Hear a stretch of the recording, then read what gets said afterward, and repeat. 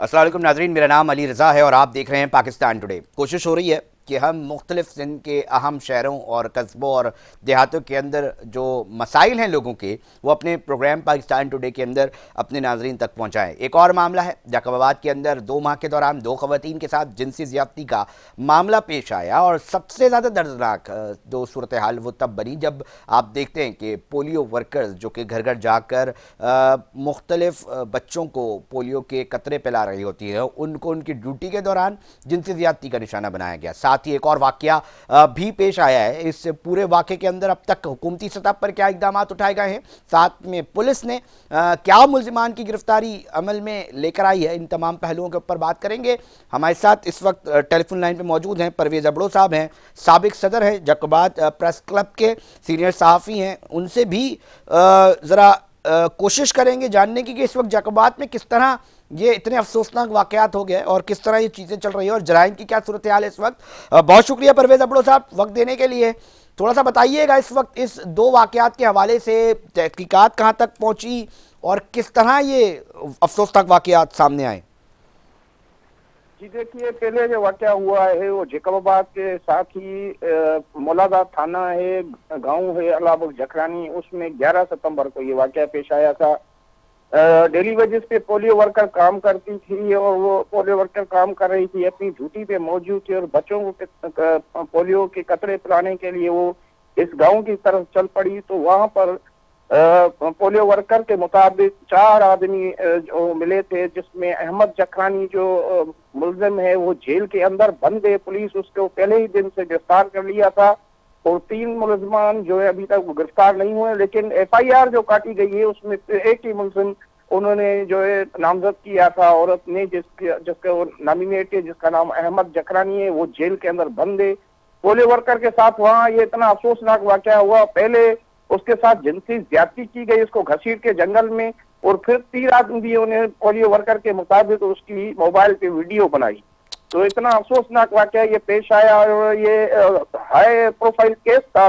जो भी मीडिया थी उस पर हाई प्रोफाइल केस बना रहा और फिर सिंध हुकूमत ने अपना एक्शन भी लिया। उस एक्शन के नतीजे में उस वक्त के जो SSP जैकबाबाद थे डॉक्टर सुमेर नूर चना और डिप्टी कमिश्नर जहूर मरी को गफलत के इल्जाम में अपने ओहदों से हाथ धोना पड़ा।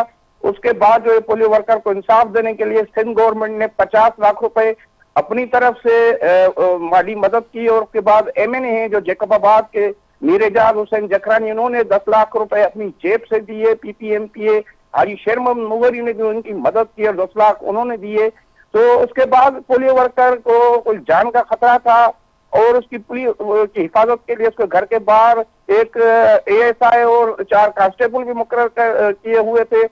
लेकिन 1 महीने के बाद उसने एक खत छोड़ के और ये जैकबाबाद शहर को हमेशा के अलविदा किया। और खत में जो उसने तहरीर किया था ये किया था कि मेरे खानदान को धमकियां दी जा रही है केस से हाथ उठाने के लिए, मेरी जान को खतरा है। मतलब एक तरफ जिनसी ज्यादती करने वाले वो वहशी मुल्जिमान जिन्होंने वाकया ये अफसोसनाक पेश किया है, उसके बाद इस मुतासरा फैमिली को धमकियां मिल रही हैं, उसके ऊपर पुलिस ने क्या एक्शन लिया अबड़ो साहब? जी आप सही कह रहे हैं, उसके बाद कोई एक्शन नहीं लिया गया और जो औरत थी वो यहाँ से जैकबाबाद को हमेशा के लिए अलविदा करके और किसी और शहर में मुंतकिल हो गई, उसका कोई पता नहीं है। कोर्ट में केस चल रहा है और जो अक्यूज है मेन अहमद जखरानी वो जेल में बंद है। लेकिन अभी जाहिर है केस में फरियादी ये औरत मुतासरा औरत ही थी, वो मौजूद नहीं है। तो देखें इस केस का क्या फैसला आता है। नहीं, अगर पैरवी नहीं होगी तो परवेज साहब साफ वाजे है कि यकीनी तौर पे यही तो मामला है, यही तो कल्चर है कि अगर कोई पकड़ में आ जाए मीडिया के प्रेशर अवामी दबाव के बाद तो फिर ये धमकियों का सिलसिला शुरू हो जाता है। एक आम आदमी को शायद ये गुमान है, उसको यकीन हो चुका है कि मेरे साथ कोई खड़ा नहीं होगा मुश्किल वक्त में और सारी परेशानियां मुझे ही अकेले सहनी पड़ेगी, और उसकी वजह है कि वो अपने आप को पीछे धकेलता है। ये अलमिया है अबड़ो साहब। जी बिल्कुल, ये अफसोसनाक अलमिया है हमारे यहाँ, क्योंकि हमारे यहाँ जैकबाबाद एक कबायली रस्म व रवाज का इलाका है। यहाँ पे पहले बात तो जो केसेस होते हैं, मर्डर केसेस होते हैं, उसमें भी यही हाल होता है कि जो धमकियां दी जाती हैं और जो मुल्जमान होते हैं, जो उनकी तरफ से जो आदमी होते हैं, वो धमकियां देकर केस से हाथ उठवाने की कोशिश करते हैं। नतीजन ऐसा ही होता है। ये तो एक मजलूम औरत थी और उसका शोहर को भी और उसके मेरे ख्याल में चचा और कजन को भी उसने जेल में बंद करवाया था, क्योंकि उसका कहना था कि उन्होंने भी मुझे धमकियां देकर घर से निकाल दिया है और मुझे कितना प्रेशर होगा अवामी सतह पे हम समझ सकते हैं। अबरोज साहब, दूसरा वाकया कहाँ पेश आया और वो क्या, कौन थी खातून और उनके हवाले से पुलिस ने क्या कार्रवाइयां की हैं? जी, दूसरा वाकया भी 4 रोज पहले सदर थाना है जैकबाबाद का, और ये शहर का एरिया है, मोची बस्ती कहा जाता है इसको। इस एरिया में मजदूर है इम्तियाज सर्की। उसकी बीवी घर पे अकेले थी अपने 4 साल मासूम बच्चे के साथ। तो उसका जो मुतासरा औरत है, उसका कहना है कि 3 आदमी, जिसमें एक उसने नॉमिनेट किया था वाजिद लगारी, एक शान जखरानी, एक उसका भाई ठारो जखरानी, ये ऊपर चढ़ के आए और ये घबराए हुए थे और उन्होंने बोला हमारे पीछे पुलिस और तुम चुप करो। औरत का कहना था फिर मुझे तशद्दुद किया, मेरे दांत तोड़े गए, उसके बाद जो है मुझसे जिनसी ज्यादती की गई, जिसकी वजह से उसने बोला मैं बेहोश हो गई। तो बाद में उसके शोहर का कहना है इम्तियाज सर्की का कि मैं आया और मुझे जैसे इत्तला मिली, मैं आया अपनी बीवी को मैं हॉस्पिटल ले गया, इलाज करवाया, उसने मुझे सारी हकीकत बताई। उसके बाद जो है वो मजदूर इम्तियाज सर्की सदर थाना पे गया और उसने केस दाखिल करवाया, और उसके बाद ये तीनों मुल्जिमान शान जखरानी, उसका भाई ठारो जखरानी, वाजिद लगारी गिरफ्तार है। 7 रोज के जिस्मानी रिमांड पे अदालत ने उन्हें पुलिस के हवाले कर दिया। अभी इन्वेस्टिगेशन हो रही है इस केस में। अभी यह है कि डीएनए लिया गया है, जो मुल्जिमान है उनका भी और जो मुतासरा औरत भी है, लेकिन मेडिकल रिपोर्ट जाम शोर लम्स लेबोरेटरी से अभी तक नहीं आई है। अभी जैसे ही ये रिपोर्ट आएगी मेडिकल, तो उसमें पता चलेगा कि इसमें कितनी हकीकत है कि औरत के साथ जिनसी ज्यादती हुई है कि नहीं। बहरहाल इसमें औरत झूठ नहीं बोल सकती है, अपने ऊपर इतना बड़ा इल्जाम नहीं लगा सकती है। जिनसी ज्यादती होगी हुई है तो वो बोल रही है। परवेज साहब, तीसरे वाकये के अंदर मेडिकल रिपोर्ट में चीजें नहीं आई, वो तीसरा वाकया के हवाले से बता दीजिएगा, क्योंकि हमें जो माहिरीन है वो ये भी बताते हैं कि अगर फौरी तौर पे 24 घंटे के अंदर जो मुतासरा विक्टिम है वो अगर फौरी तौर पे मेडिकल के लिए नहीं रुजू करता तो शवाहिद मिटने के काफ़ी चांसेस होते हैं। अब मेडिकल में ना आना, मगर बहुत सारे और भी एविडेंस होते हैं, अगर पुलिस चाहे तो कलेक्ट कर सकती है। तो तीसरा वाकया भी पेश आया, और फिर मुझे बताइएगा, ये एक के बाद इस तरह के अफसोसनाक वाकये सिर्फ जैकबाद में हो रहे हैं? कोई मुनज्जम गिरोह है या जो ये करने वाले उनके जहन में ये ख्याल आ चुका है कि कोई कानून नहीं है, और अगर वो किसी तरह है भी तो वो सिर्फ गरीब के लिए है, अमीर और हमारे लिए नहीं है? क्या ये सोच पनप गई है जैकबाद में? जी देखिए, ये दरिंदे लोग होते हैं, इनका कोई दीन ईमान और इसका कुछ भी नहीं होता है। जब इनके ये दहशत और वहशत के ये कारनामे करते हैं तो जाहिर है औरतें भी बेचारी डर के मारे घर से नहीं निकलती हैं। जिनके मर्द बेचारे किसी और शहर में काम मजदूरी के लिए होते हैं, यहाँ अपने सुबह को काम पे निकल जाते हैं किसी के मजदूरी के हवाले से यहाँ दफ्तरों में, तो घर पे अकेली होती हैं, तो फिर जाहिर सब्जी और जो राशन वगैरह होता है औरतों को जाना पड़ता है, या घर पे अकेली होती हैं तो फिर इनको ताक करके ऐसे दरिंदे वेशी सिफत इंसान इनको जुल्म का निशाना बनाते हैं। इस वजह से जैकबाबाद में ये खौफ भी है, औरतों में डर भी है, स्कूल की बच्चियों में भी डर है, क्योंकि एक और वाकया 1 माह पहले आया था जिसका भी जरगे के जरिए उस मसले को हल किया गया कि मैट्रिक की स्टूडेंट थी, लड़की थी, वो अपने घर से रूटीन के मुताबिक स्कूल जा रही थी। उसका जो है उसको रोक के जो एक मुलजिम था जाहिद जकरानी, उससे छेड़छाड़ की गई। उसके बाद उसको पुलिस ने गिरफ्तार कर लिया, उस पर केस दाखिल है, अभी वो जेल में है। उसका जो जलगा दिन हुआ है और जिसमें उस पर 3 लाख मुलजिम के जो थे उस पर 3 लाख रुपए जुर्माना डाला गया है। तो इस तरह एक दूसरा वाकया पेश आया, एक मस्तानी लड़की थी जो शहर में ऐसे घूमती थी, 16-17 साल की उसकी एज थी, और उसके साथ भी ये जो है जिनसी ज्यादती का मसला पेश आया। लेकिन उसका जो मेडिकल रिपोर्ट करवाया गया, फौरी तौर पे जो इब्तदाई रिपोर्ट मेडिकल की आई उसमें उससे रेप नहीं करने की पुलिस ने तस्दीक की है, और लड़की भी ये कह रही थी मेरे साथ कुछ नहीं हुआ, सिर्फ एक आदमी जो नामालूम था मुझे अपनी गाड़ी में बिठा के ले गया और फिर मुझे वापस छोड़ गया। लेकिन ये जो दरपेश हैं, बहुत वाकयात हो रहे हैं शुक्रिया, औरतों बहुत के शुक्रिया साथ, परवेज साहब। आप हकाइक बता रहे थे। जैकबाबाद की सूरत हाल प्रोग्राम पाकिस्तान टुडे में बताई जा रही है। सूरत हाल खतरनाक है, खौफनाक है, खवातीन परेशान दिखाई देती हैं। ये तो वो वाकयात हैं जो रिपोर्ट हो गए, न जाने अभी कितने वाकयात होंगे जो शायद रिपोर्ट ना हुए होंगे, और उनके ऊपर, उन तमाम चीज़ों के ऊपर क्या काम हो रहा है। यकीनी तौर पर वफाकी सतह और सूबाई सतह के जो आला हुक्काम हैं और जो कंसर्न अथॉरिटीज़ हैं वो यकीनी तौर पर इसके ऊपर काम कर रहे होंगे, और उनको करने की ज़रूरत है,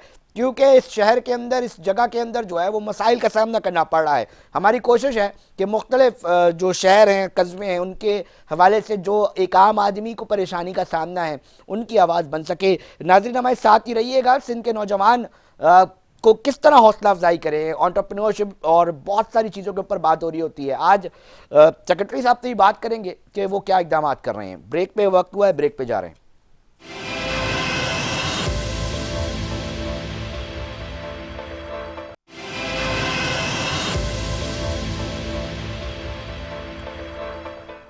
नाज़रीन, मैं प्रोग्राम पाकिस्तान टुडे के अंदर कोशिश कर रहा होता हूँ कि जो यूथ के हवाले से, जो नौजवानों के हवाले से जो चीज़ें हैं उसको अपने प्रोग्राम में हिस्सा लाजमी बनाऊँ, क्योंकि अक्सर व बेशतर ये बात की जा रही होती है कि जनाब ये यूथ ही है जो पाकिस्तान का मुस्तकबिल है, मुस्तकबिल के मेहमान हैं, मगर इनके हवाले से क्या इकदाम उठाए जा रहे हैं और इस वक्त कितनी ज़रूरत है इनके हवाले से इकदाम उठाने की, इसके ऊपर जो sports and youth affairs department क्या कर रहा है और अभी क्या प्लान्स हैं, उनसे भी जानने की कोशिश करेंगे और आप तक पहुंचाएंगे। सेक्रेटरी अब्दुल अलीम लशारी साहब, बहुत शुक्रिया सर टाइम देने के लिए। थोड़ा सा हम जानना चाहेंगे, क्योंकि इस वक्त जो सूरत हाल है उसके अंदर ये देखी जा रही होती है बात कि जनाब यूथ जो है वो एक बात कर रही होती है कि जी मुल्क छोड़ के किस तरह बाहर जाएं, वो तरीका बताया जाए, लोगों से मशवरे लिए जा रहे होते हैं। हम ऐसा क्या कर रहे हैं, सरकार ऐसा क्या कर रही है और ऐसा क्या करना चाहिए, इसके ऊपर थोड़ा सा चाहेंगे।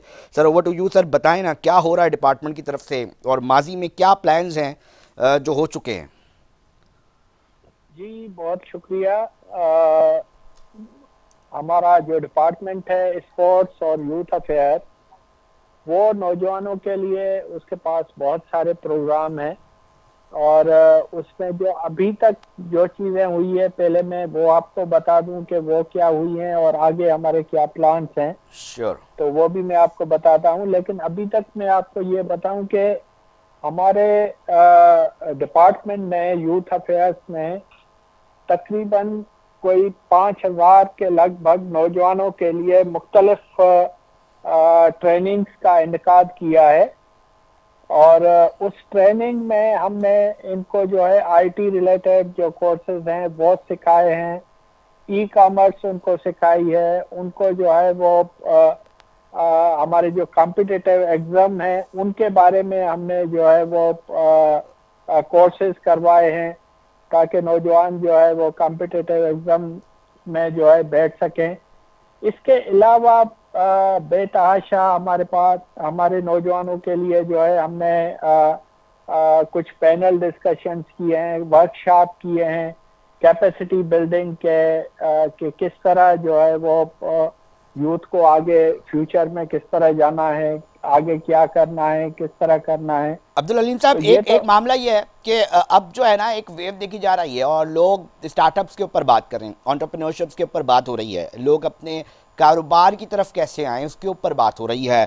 क्या महकमे की जानिब से कोई इस तरह की स्ट्रेटजी प्लान की जा रही है या यूथ को इंगेज करने की? क्योंकि सर अब इस वक्त सूरत हाल ये है कि जो यूथ है ना वो बड़ी परेशान दिखाई देती है, वो मायूस दिखाई देती है, उसको कैसे बाहर निकाला जाएगा, उनकी इंट्रैक्शन सरकार के साथ, उसके ऊपर क्या प्लान किया जा रहा है अब्दुल अलीम साहब? देखें, यूथ को मायूस होने की बिल्कुल ज़रूरत नहीं है। हमारा डिपार्टमेंट जो नौजवानों के उमूर देखता है उसमें, जैसे मैंने बताया कि ये, जैसे मैंने कहा कि हम पहले ये बहुत सारी एंटरप्रेन्योरशिप की ट्रेनिंग्स करवा चुके हैं, तो ये न सिर्फ करवा चुके हैं बल्कि आगे ये पूरा साल हमारी जो मुख्तलिफ ट्रेनिंग्स हैं जिसमें एंटरप्रेन्योरशिप है, आईटी से रिलेटेड ट्रेनिंग्स है, कैपेसिटी बिल्डिंग की है, इसके अलावा कॉम्पिटिटिव एग्जाम की है, तो ये कंटिन्यू एक प्रोसेस हमारा चल रहा है नौजवानों के लिए, नंबर 1। अच्छा, इसके अलावा हमने इंक्यूबेशन सेंटर भी हमारे आईटी डिपार्टमेंट की मदद से वो भी हम इस्टेब्लिश कर रहे हैं, तो सर ये भी बताइएगा कहाँ कर रहे हैं ये काम, अगर कोई स्टूडेंट हमारा प्रोग्राम सुन रहा हो वो किस तरह फैज़याब हो सकता है, वो किस तरह फ़ायदा उठा सकता है, और मुस्तकबिल में क्या प्लान्स हैं आप लोगों के? जी बिल्कुल, मैं आपको बताता हूँ। ये इंक्यूबेशन सेंटर हमारा गुलिस्तान जौहर में एक यूथ क्लब है, यूथ डेवलपमेंट सेंटर। वहाँ पे हम ये इंक्यूबेशन सेंटर भी कर रहे हैं, और वहाँ हमने एक हमारे मिनिस्टर जो स्पोर्ट्स एंड यूथ अफेयर हैं, उन्होंने अनाउंस किया है कि वहाँ एक यूथ क्लब भी डेवलप किया जाएगा, जिसमें हमारे स्पेशली कराची के यूथ वहाँ आएंगे। उनके लिए ना सिर्फ ये सर ये बड़ा इंटरेस्टिंग चीज़ लग रही है अब्दुल अलीम शाही साहब, ये बड़ा इंटरेस्टिंग चीज़ लग रही है। थोड़ा सा ये भी मेरे नाजरीन को बताइएगा कि इस यूथ क्लब में होगा क्या, और एक अच्छा इनिशिएटिव है। बहरहाल इसके ऊपर थोड़ी सी तफसीलात मजीद मैं चाहूँगा कि मेरे नाजरीन तक पहुँचे। जी बिल्कुल, मैं ये बताना चाहूँगा कि हमने एक प्लेटफॉर्म मुहैया किया है यूथ क्लब के नाम से, जहाँ पे हर किस्म की फैसिलिटी होगी। स्पोर्ट्स हमने वहाँ पे रखी है, इंडोर स्पोर्ट्स।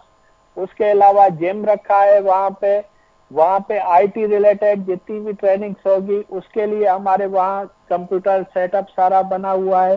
कैपेसिटी बिल्डिंग की सारी चीजें वहाँ हमने रखी हुई हैं इसी यूथ क्लब में। इंक्यूबेशन सेंटर वहाँ इस्टेब्लिश किया जा रहा है, ताकि जो नौजवान बिजनेस करना चाह रहे हैं उनको हम फ्री में वहाँ स्पेस देंगे, और वो वहाँ आके अपना जो है वो बिजनेस शुरू करें। इस तरह हमने इंटरेक्शन के लिए भी वहाँ एक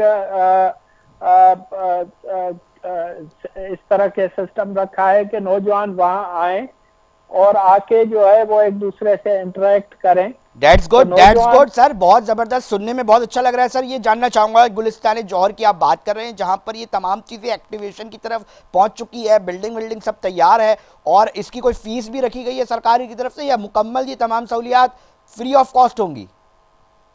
देखें, बहुत सारी चीज़ें हमारी फ्री ऑफ कॉस्ट हैं, लेकिन मेंबरशिप फीस हमने बिल्कुल नॉमिनल रखी है, ताकि जो हमारा नौजवान वहां पे आए तो उसको एक मेंबरशिप कार्ड भी दिया जाए, और वो उन तमाम फैसिलिटीज को भी अवेल कर सके।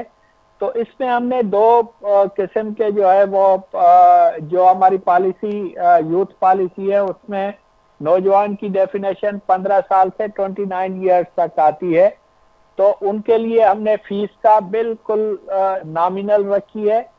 और दूसरा जो नौजवान है 30 साल से 35 तक का, क्योंकि वो जॉब में भी होते हैं, तो उनका थोड़ा सा हमने रेट उनसे ज्यादा रखा है फीस का। और दूसरा ये इसलिए रखा है ताकि एक दूसरे से वहाँ मिले, जो जॉब करते हैं, जो जॉब सीकर हैं, दोनों आप दूसरे से उसी क्लब में आके इंटरेक्ट करें और तमाम फैसिलिटीज जो है वो फ्री में अवेल करें। तो ये हमारा प्लान है इस यूथ क्लब में। और ना सिर्फ ये, बल्कि हम इसका एक इनिशिएटिव भी अभी कर रहे हैं।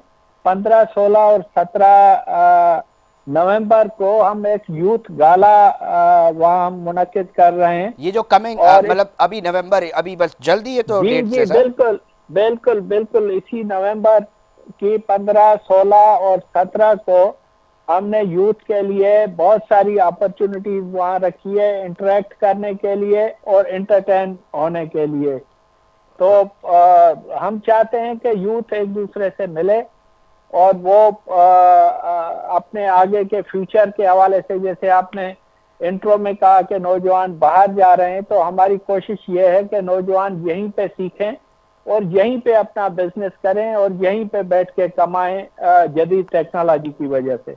सर बिल्कुल, और बजा भी फरमा रहे हैं कि देखें अब इस वक्त ज़रूरत है ना कि इस वक्त यूथ जो है उसके ऊपर बड़ी बड़ी बातें की जा रही होती हैं, और वो चाहता है कि उसको कम से कम उसकी हौसला अफजाई कर दी जाए, उसको कोई कंधे पे आके जो है वो हाथ रख के बोले जनाब हम साथ खड़े में। वो क्या चाह रहा है, वो यही चाह रहा है। और जब इस तरह की एक्टिविटीज़ होती हैं यकीनी तौर पे, और सरकारी सतह पर जब इस तरह की चीज़ें सामने आ रही होती हैं, तो एक जो उम्मीद की किरण है ना सर, वो जागती है। हम ये समझते हैं कि अगर सरकारी सतह पे चीज़ें और उनको अहमियत देने वाली बात होती है, जब आप किसी भी तबके को अहमियत दे रहे होते हैं तो यकीनी तौर पे वो उसका रिटर्न ज़रूर देता है।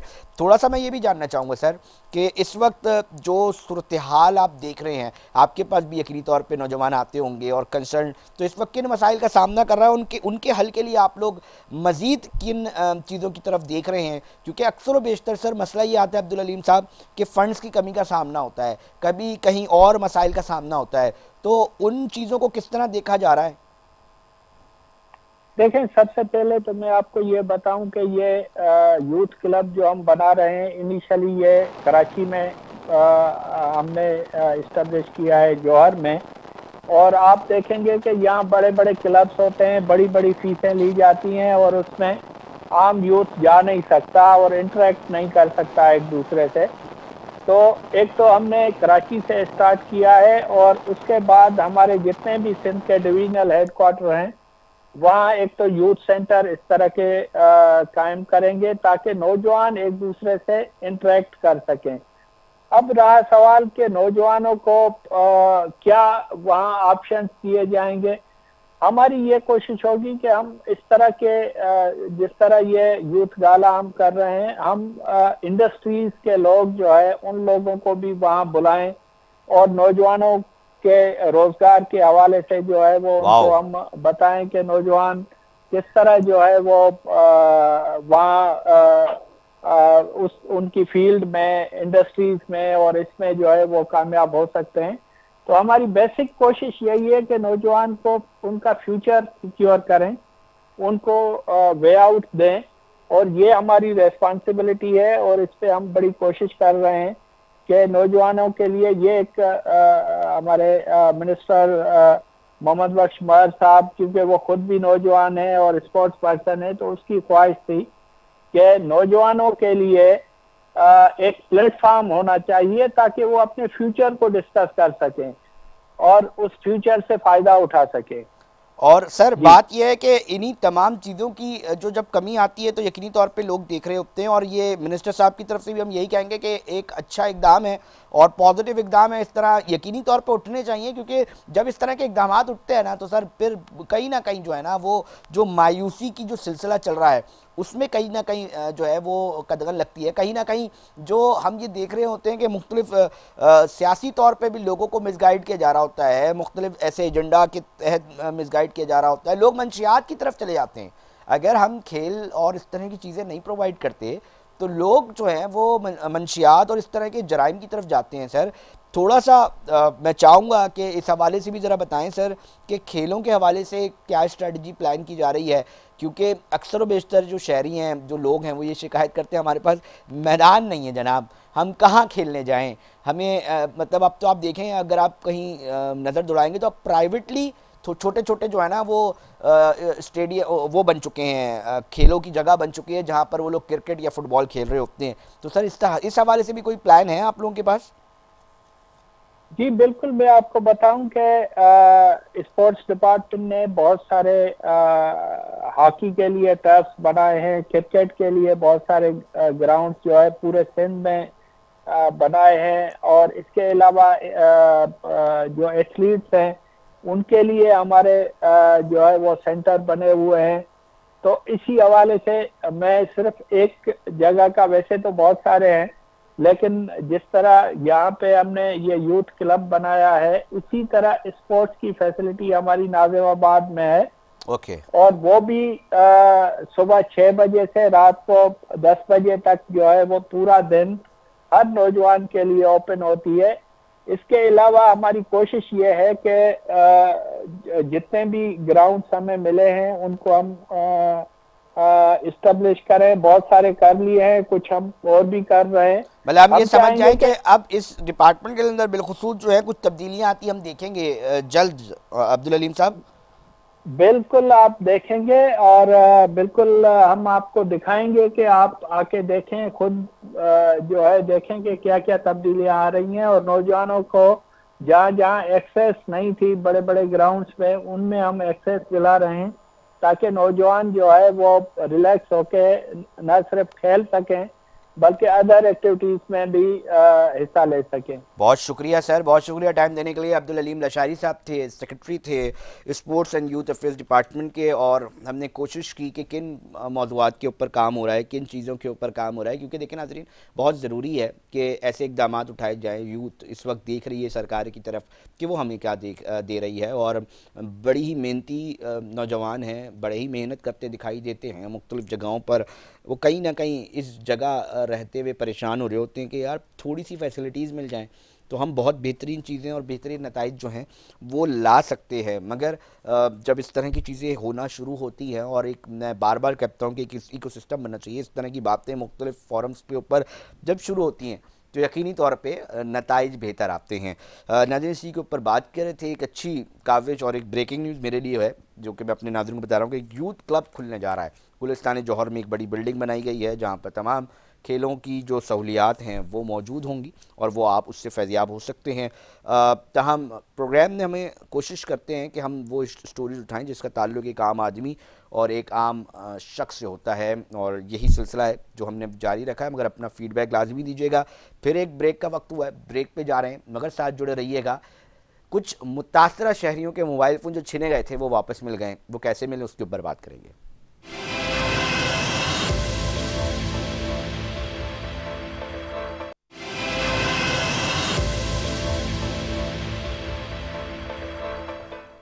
वेलकम बैक नाजरीन, वैसे तो एक मामला ये होता है कि अगर इस शहर के अंदर किसी का मोबाइल फ़ोन छिन जाए तो वापस मिलने का कोई आसरा जो एक ख़्याल होता है वो जहनी तौर पे जो शहरी है वो अपने जहन से निकाल देता है।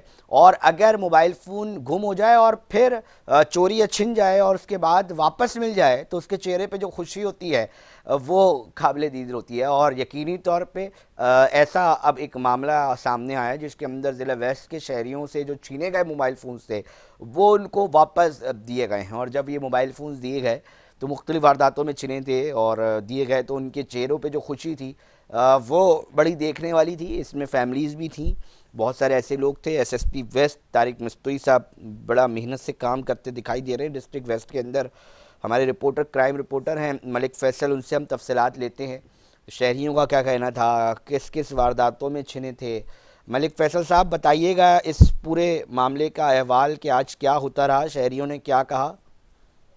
आज ही कराची में अली स्ट्रीट क्राइम की वारदातों में जैसे पहले इजाफा होता जाता रहा था, जिसके बाद पुलिस की ताबड़तोड़ कार्रवाइयां भी देखने को नजर आई हैं। शहर में मुख्तलिफ मकामात में भी इस तरह के थाना जात में जो है पहले भी शहरियों के छीने गए और डकैती में जो मोबाइल फोन जो और चोरी किए गए मोबाइल फोन जो है वो आवाम को और शहरियों को जो है पुलिस ने वापस किए। लेकिन आज भी एक ऐसा इकदाम था डिस्ट्रिक्ट वेस्ट पुलिस का, एसएसपी वेस्ट जो कि तारिक इलाही मस्तूई साहब है और उनकी जो टीम है एसएचओ सुजानी और दीगर जो वहाँ पे पुलिस एहलकार व अफसरान थे जिन्होंने इस 18 से ज्यादा मोबाइल फोन जो कि मुख्तलिफ जराइम पेशा अफराद और स्ट्रीट क्रिमिनल से जो है वो बरामद किए, जिसे जो है बाहिफाजत उसे जमा कर कर और उसे उन असल मालिकान जो कि आम सादा लोग जो शहरी थे जिनको ये मोबाइल फोन जिनकी किसी की जमा पूंजी थी, किसी के कारोबार था, कोई बाइकें चलाने वाला था, तो उनके ये मोबाइल फोन थे जिसे जो है वो चोरी की गई थे। जिसे आज पुलिस ने सेंट्रल वेस्ट पुलिस के जो थाना सुरजानी है उन्होंने जो है इन सबको एक जमा किया थाने के अंदर, जहां पर 20 से ज्यादा अफराद थे जिनके मोबाइल फोन और किसी की नकदी, किसी का वॉलेट, किसी का ओरिजिनल शनाख्ती कार्ड और दीगर चीजें जो है वो अब यहाँ पर जो है उनको वापस की गई, जिस पर जो कि शहरी थे, आवाम थे, लियारी के और सुरजानी टाउन के ज्यादातर ये लोग थे जिनकी चेहरों पर जो उस वक्त खुशी जो है वो समाई नहीं जा रही थी, जिनका फोन तो 40,000 से लेके 1 लाख तक का भी मोबाइल फोन था, जिनकी वो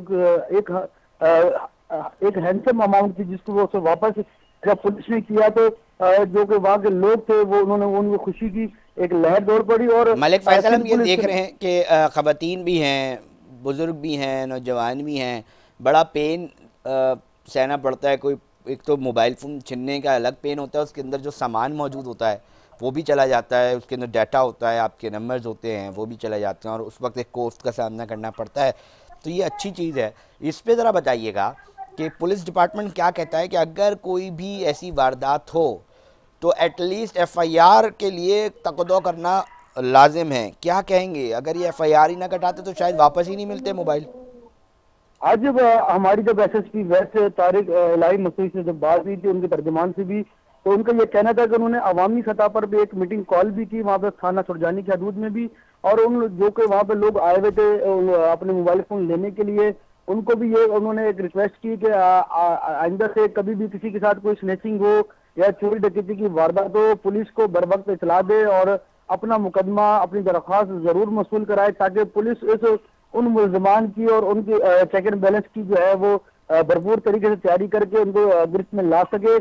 जबकि इसी के साथ अगर उन्होंने एक और पैगाम भी उन्होंने दिया जिसमें उन्होंने कहा आवाम को कि यहाँ के जो लोग हैं वो किसी भी किस्म की कोई न कोई ऐसी कोई बात किसी की पुलिस और जो आवाम में फासले हैं वो खत्म कर देने चाहिए।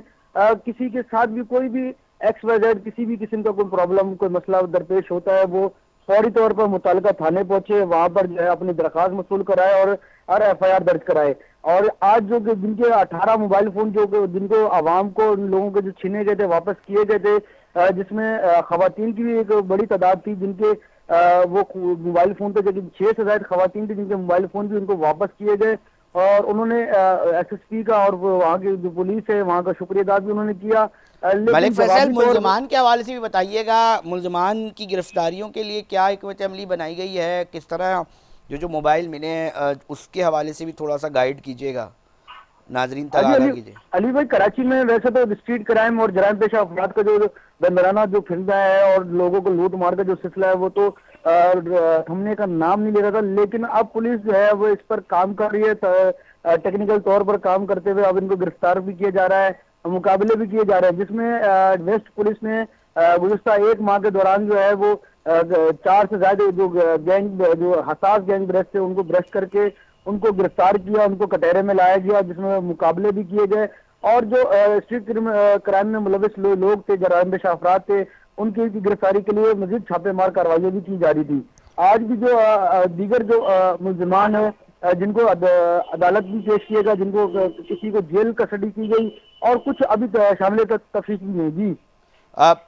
एक मामला ये देखा जाता है मलिक फैसल के इस वक्त वारदातों के लिए ये कहा जा रहा था कि जी सेफ सिटी प्रोजेक्ट जो है उसको नाफिजुल अमल बनाया जा रहा है। शहरियों का इस हवाले से क्या कहना है कि जो सरकारी सतह पे सेफ सिटी के जो कैमरे हैं वो किस तरह कब तक जल्द से जल्द लगाए जाएं, क्योंकि शहरी ये मुतालबा अक्सर व बेशतर करते दिखाई देते हैं कि कम से कम जो छीनने वाले हैं उनकी अगर CCTV फुटेज आ जाती है तो पुलिस को भी एक तरफ मदद मिलती है और दूसरी तरफ शहरियों को भी एक उम्मीद होती है कि जनाब मेरा डकैत या चोर जो है वो पकड़ा जाएगा।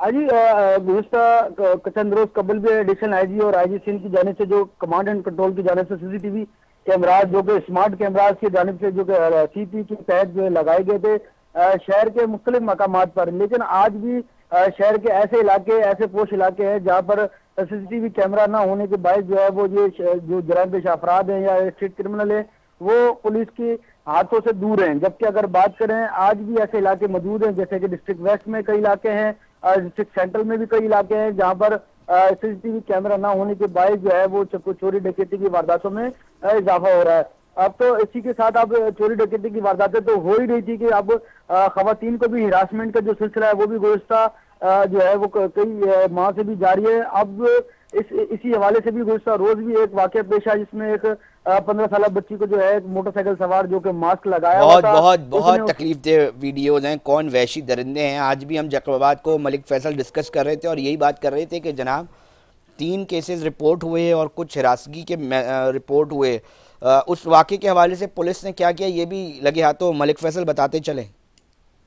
जी ये जो गुज़िश्ता रोज वाकया पेश आया एक बच्ची को जो हरासमेंट करने का, वो जो मोटरसाइकिल सवार था जो मास्क लगाया हुआ था, जिसकी नंबर प्लेट भी नहीं थी और किसी किस्म की शनाख्त नहीं की थी, जिसके बाद ये वाकया जब CCTV वायरल हुई पुलिस हरकत में आई। अब उस वाकये की भी हर पहलू से तहकीकात का जो आगाज कर दिया गया है। अब उस मुलजिम को गिरफ्तार करने के, उस वहशी दरिंदे को गिरफ्तार करने के लिए पुलिस जो है अब टेक्निकल तौर पर जो है उस पर छापामार कार्रवाई का जो आगाज भी कर दी गया। लेकिन हमारे अफसोस के साथ हम ये कहते हैं कि पहले भी नाज़रीन को आगाह कर चुके हैं कि इस शहर के वासियों के लिए, शहर की उन बच्चियों के लिए जो है आज भी तहफ़्फ़ुज़ के लिए देने के लिए जो है हुकूमती सतह पर जो है किसी भी किस्म का जो है कोई अमल नहीं किया गया।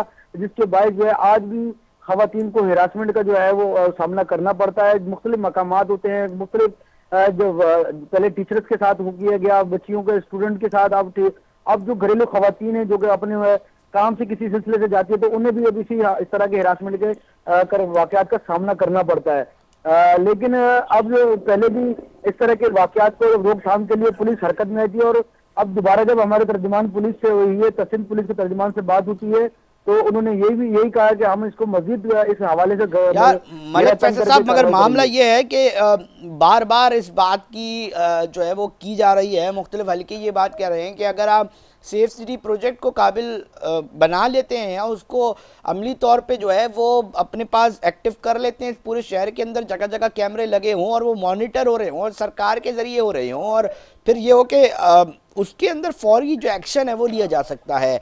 जिस तरह हम देखते हैं कि जी पंजाब के अंदर इसके ऊपर काम हो रहा है, पंजाब सेफ सिटी के हवाले से पेशावर के अंदर होता दिखाई दे रहा है, और नताइज वो बताते हैं सोशल मीडिया के अंदर, अपने अपने जो कारनामे हैं वो बता रहे होते हैं। तो ये मौका सिंध हुकूमत को भी अपने हिस्से में लेना चाहिए, और इसके ऊपर मेरे ख्याल से जल्द अज जल्द जितने भी इक़दाम हैं सेफ सिटी को लेकर वो जल्द अज जल्द पूरे होने चाहिए, क्योंकि इतना बड़ा शहर है, मेट्रोपॉलिटन सिटी है, रेड जोन तक तो चले लगा लिए जी कैमरे, अब बता रहे हैं कि जी उसके ज़रिए हो गया, बहुत सारे पहले भी मॉनिटरिंग के ऊपर लगे हुए हैं, मगर जब ये पूरे शहर को कंट्रोल कर रहे होंगे सेफ सिटी के जरिए तो बड़े अच्छे नताइज आ रहे होंगे। मलिक फैसल। हाजी अली भाई, हम गुज़िश्ता चंद रोज कबल भी सिटी के तहत जो ये कैमरा लगाए गए थे, पुलिस की जानिब से भी उनके साथ जो हिकमत अमली की गई थी, लेकिन ये रेड जोन और आसास मकामात पर हमारे शहर कराची में लगाए गए हैं। लेकिन इसके साथ जो दीगर इलाके हैं, मैं पहले भी बता चुका हूँ, वहाँ पर जो आप सीसीटीवी कैमरा और दीगर जो कमांड एंड कंट्रोल रूम होंगे तो ये वारदातें और जराइम पेशा लोगों की जो रोकथाम है, उनकी गिरफ्तारी का जो अमल है वो भी मुकम्मल तौर पर किया जा सकेगा। लेकिन अगर इस तरह के वाकयात को सीसीटीवी कैमरे अगर सेफ सिटी शहर ना बनाया गया तो जो हुकूमती तमाम दावे हैं वो दरे के दरे रह जाएंगे। ताकि अच्छा मलिक फैसल ये भी बता दीजिएगा कि तफ्तीश के अंदर जो आईजी सिंध गुलाम नबी मेमन साहब जी फरमा रहे थे कि जी हम थोड़ी सी बेहतरी लाने की कोशिश कर रहे हैं, उनको थोड़ा सा इक्विप कर रहे हैं, वो मामला कहाँ तक पहुँचा मलिक फैसल? तफ्तीशी अफसरान के ऊपर अक्सर व बेशतर सवाल उठते हैं, मुल्ज़िम अदालतों में नाकिस तफ्तीश की वजह से छूट जाते हैं। अजी अली भाई, पहले भी ये होता रहा है, पुलिस का मोराल है, पुलिस का मोराल जो है पहले भी वो बेहतर करने के लिए आईजी सिंध और एडिशनल आईजी ने अपने अहकाम जो उन्होंने दिए गए थे। अब दीगर जो है वो अब इन्वेस्टिगेशन जो तफ्तीशी पुलिस हुकाम है, जैसे कि आईओ, SIO और दीगर जो पुलिस एहलकार और अफसरान होते हैं, उनके लिए जो है हिकमत अमली बनाई गई है। किसी भी किस्म की कोई भी गैर हिकमत अमली जो है वो ना की जाएगी, और जो किसी भी किस्म में कोई अगर किसी से रिश्वत तलबी की जाएगी तो उस पर फौरी तौर पर एक्शन होगा, और उस पर कार्रवाई करके महकमाना तौर पर जो है या तो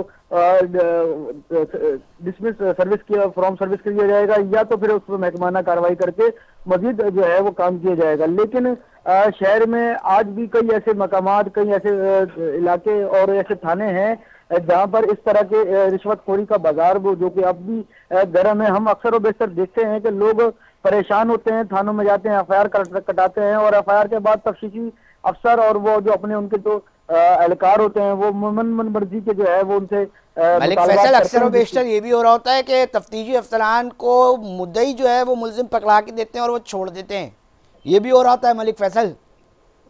हाजी अली भाई, ये पहले भी हो चुका है। हम पहले भी एडिशनल आईजी साहब को भी और तर्जुमान पुलिस जो कि सिंध पुलिस है उनको भी हम वो कह चुके हैं कई दफा। लेकिन ज्यादातर तो आमतौर पर शहरी खुद ही अपनी मदद आपके तहत जो उस पुलिस वाले की या वो वीडियो बना लेते हैं या कोई रिकॉर्डिंग कर लेते हैं। जब वो वायरल होती है उसके बाद पुलिस हरकत में आती है, पुलिस अफसरान हरकत में आते हैं और उसके खिलाफ महकमाना कार्रवाई की जाती है। लेकिन इस सिस्टम को, बिगड़े निजाम को बेहतर करने के लिए अगर कोशिश करने की जरूरत है। बिल्कुल सही फरमा रहे हैं मलिक फैसल, बहुत शुक्रिया आपका। मुकम्मल तौर पे तफसीलात जो हैं वो देने के लिए कोशिश यही कर रहे हैं कि जो अहम इशूज़ हैं नाज़रीन वो आप तक पहुंचाए जाएं, और जो कंसर्न, जो एक आम आदमी का मसला है वो अपने प्रोग्राम के ज़रिए आप तक पहुंचाया जाए कि लोगों को किस तरह मुश्किलात का सामना करना पड़ता है, और अथॉरिटीज़ तक अगर हमारी बात पहुंचे, जो कि यकीनी तौर पे पहुंचती है, तो वो उसके ऊपर एक्शन लें, बेहतरी करें। क्योंकि हम तनकीद नहीं करते, हम निशानदेही करते हैं। अक्सर व बेशतर जब भी कोई बात हो रही होती है तो लोग ये समझ रहे होते हैं कि जी बड़े मीडिया वाले बड़े तनकीद कर रहे होते हैं, तो तनकीद नहीं, निशानदेही समझें। और वो निशानदेही का मकसद ये होता है कि ये जगह पे खराबी है, आपकी आपकी आपकी ज़िम्मेदारी है इसको ठीक करना, वो ठीक कर दीजिए। नाज़रीन, प्रोग्राम का वक्त जो है वो इख्तिताम की तरफ पहुंच चुका है। अपने मेज़बान अली रज़ा को दीजिए इजाज़त। अपना बहुत ख्याल रखिएगा, अपने फ़ीडबैक से हमें आगाह ज़रूर रखिएगा। जब तक अल्लाह निगहबान।